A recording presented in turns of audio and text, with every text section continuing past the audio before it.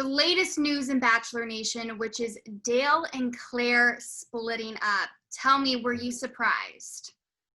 I mean, I don't know. Like, I guess that's tough because for weeks we've been hearing rumors. And obviously, like, I hear that. And so at first I was surprised. But when they finally broke up, I wasn't that surprised because I've kind of been, like, wondering myself for weeks now. I am surprised. I think it was today that Clare posted that she had no clue about their mutual statement. That this was shocking to her as well, that she found out that they were parting ways when everybody else did. I think that's completely inappropriate on his part. Like, I think it's so wrong that that's the way this went down. I don't know the behind the scenes and why they split, but there's nothing that could bring it up to a place where she would be blindsided publicly and have to respond publicly without knowing where they stood. Like, that's just wrong. Just a really bad move on his part. Now, Bachelor Nation saw you go through this public breakup with Lauren, and obviously you guys both moved on. You both are living great lives. So do you have any advice for Clare to get through this big public breakup? I would say it's going to hurt. You're going to be reminded a lot. And then life starts to move on, and then you start to heal. And I think when you start to heal, it's a good time to do some self-analysis. Like, what went wrong in this relationship, and what did I cause to make this relationship go wrong? Like, what factors did I play in that? And then, like, what factors did I bring that were healthy for our relationship? What things were good? Go through that now. Because, breakups are unique because you can grow a lot from them. You don't know how many more you're going to have. Hopefully not many. Maybe not any. But I'd just say take some time to reflect and to think through, what exactly is going on here and why things are ending the way they are. That's great advice. And obviously it worked out for you because it seems like you're so happy with Jessica. Yeah. You guys just moved in together, right? You guys. Well, she moved to Denver. Okay. We have not moved in together. We aren't planning on moving in together. But we are very happy. Life is very good for us. I love it. Wait, so are you guys going to wait until you get married to move in together? Okay. That's the plan. Logistically, if we can make it work, we're going to make it work. But she is in Denver now. So we just bought a new house, which is super awesome. And I still have the house that I've lived in, for 8 years now. So tell us, how's wedding planning going? Wedding planning is going really well. We have a wedding planner. We're going to get married in November of this year. It's going great. It's been a really fun process. Jessica is the coolest bride ever. She just rolling with the punches, going with the flow. We didn't plan on having a long engagement. Things have changed for all of us. And so we're going to have that. And we're making the most of it. We're doing what we can to make sure this season of life is something fun.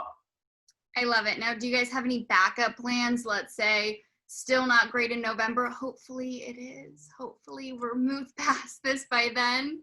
The backup plan is to get married, no matter what. Okay. Yeah. So even if we can't have people there, then we're going to go just do it on our own. We just don't want to wait that much longer. But Ben, we have you, so we have to talk about The Bachelor because we just have to, okay? Yeah. So we're on the 25th season, this season with Matt James. Can you believe it that it's already been 5 seasons since you were The Bachelor?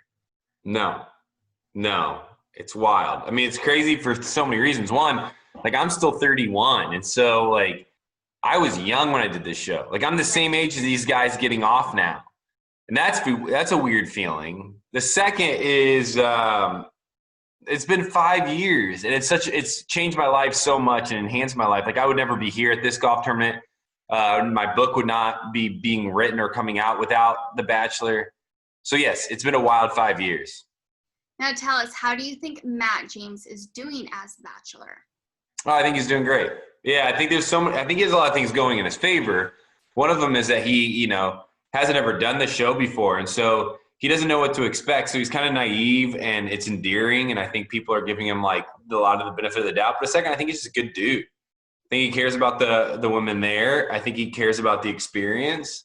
I think he wants every person to leave there feeling like it was worth going. So, yeah, overall, I think he's doing amazing. And what do you think about the women? Because I'm going to be honest, watching this past week, it was very mean girl-esque. Yeah. I just hope that doesn't continue. I think the ratings were down quite a bit this week. Yeah. And I would imagine, that it is, because I don't know how much people want to watch just drama. Now, I think drama is intriguing, and I think it's funny, and I think people can get into it. But when it feels like the whole thing is dramatic, it just turns people away. It makes me feel weird. Right. It's not fun. There's like nothing you could even comment on. Like when I break down the podcast, like only comments I can make are mean ones myself because they were being mean. So it's either like, hey, I don't like the way they're treating this girl or what. But I think the contestants I think there's some really great ones though. So I think this season's going to get really fantastic towards the end. I think we're going to have like a 3-week span here where it's going to get really hard and probably not be that fun to watch. Who do you think is going to take Matt's final rose? Abigail. I feel like Abigail has kind of been there the whole time. She caught his eye. I feel like their chemistry is better than most. Yeah. So I just can't see it going any other way. Like, I don't know how that relationship would end.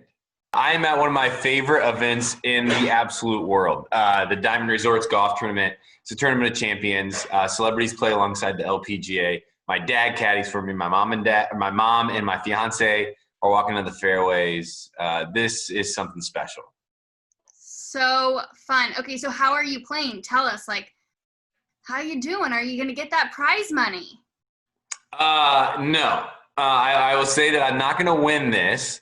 It doesn't take away from the enjoyment of it. There's some people here who are incredible golfers. In fact, I just got off the course, and Aaron Hicks, who's a center fielder for the Yankees, I think just hit a drive 375 yards. I'm lucky to get it 275. So there's a different kind of athleticism out there. But I played okay today. I shot an 80. I think I'll be middle of the pack. It's not great, not bad for a first day tournament, score. Okay, so who is your biggest competitor on the field or on the golf course? Not the field, but the course. Who do I want to win? Who do I want to beat? Yes, who are you looking at and you're like, I am at least going to try to beat them? That's a good question. Larry the Cable Guy. I need to beat him. You were going to say him. I was hoping. Yeah. I need to beat him. He's actually a good golfer too, which surprises people, but he is good. But I need to beat him. I love it. Now, before I let you go, you just wrote a book, and it's about to come out. So please tell Bachelor Nation what we can expect. Yeah, the book's called Alone in Plain Sight. It's been a 2-year project for me, and I finally finished it. And the book is about connection. And so the idea is that it really kind of came from The Bachelor when I admitted that I felt unlovable or unlikable or the outsider. And people were like, there's no way, you're The Bachelor. You can't feel like that. And I was like, I do, and here's why. And so the book goes through not only my story, but the story of others who have felt like outsiders or who have been on the fringes. And it talks about how they connect with themselves, how I connect with myself, others, then in romance, and then with God. And so there's a 4-section book. And my hope is that somebody picks it up and reads it, and they just feel less alone from reading it, that they feel like, hey, if they're feeling lonely, if they're feeling isolated, if they're feeling like nobody understands them, that's okay, because there's others out there that feel that way as well. And that in itself helps connect us in ways that's, at most of the time magical. I'm excited to read it. When does it come out? February 2nd. You can go to benhigginsbook.com and pre-order right now, though.